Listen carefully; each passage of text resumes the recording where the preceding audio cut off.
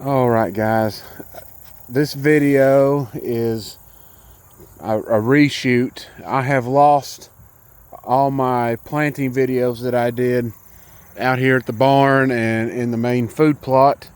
Somehow they got corrupted and I couldn't recover them.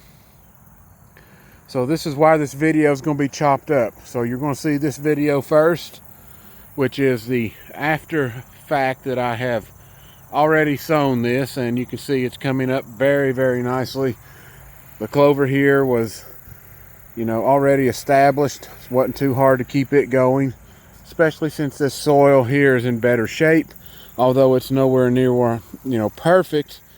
But I am working on adding trace minerals here for the pumpkins when I do grow them.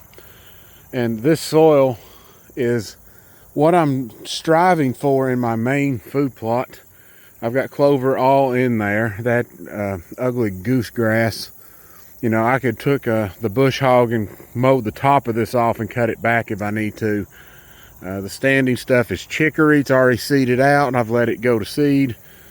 And then we have new plants that have come up. The coloring of these plants is not that great looking. So I will be adding some fertilizer here to prep this, or actually kind of juice the ground a bit more to encourage some better growth.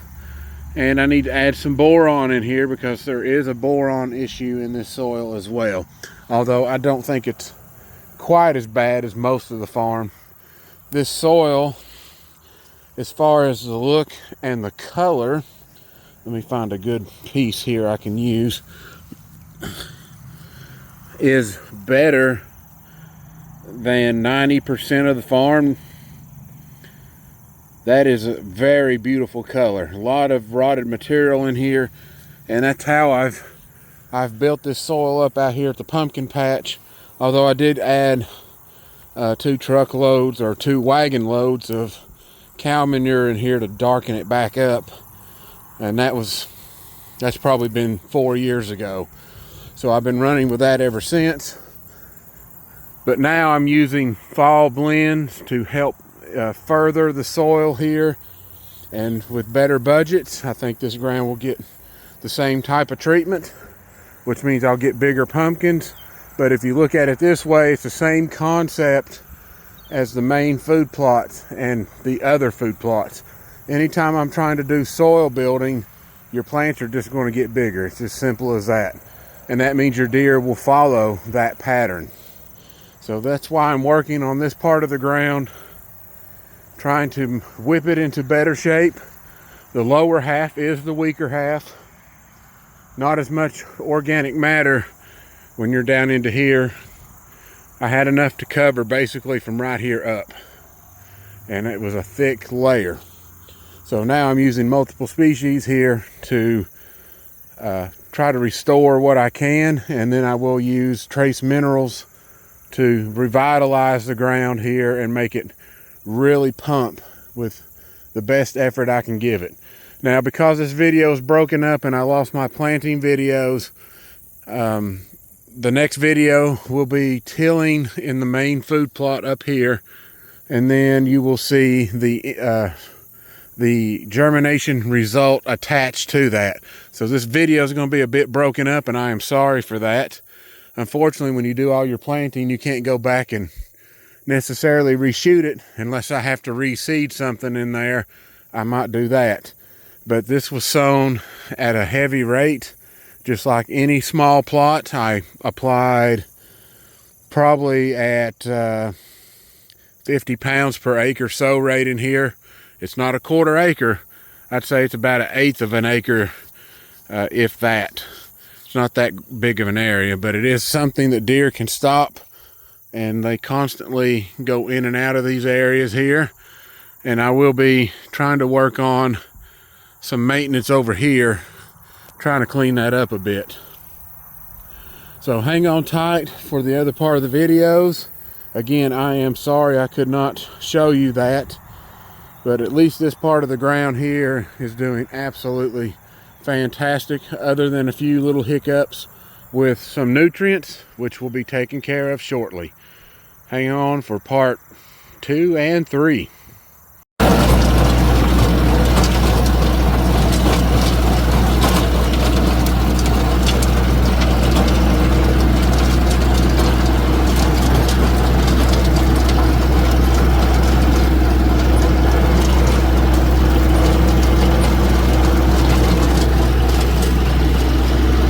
Extremely thick.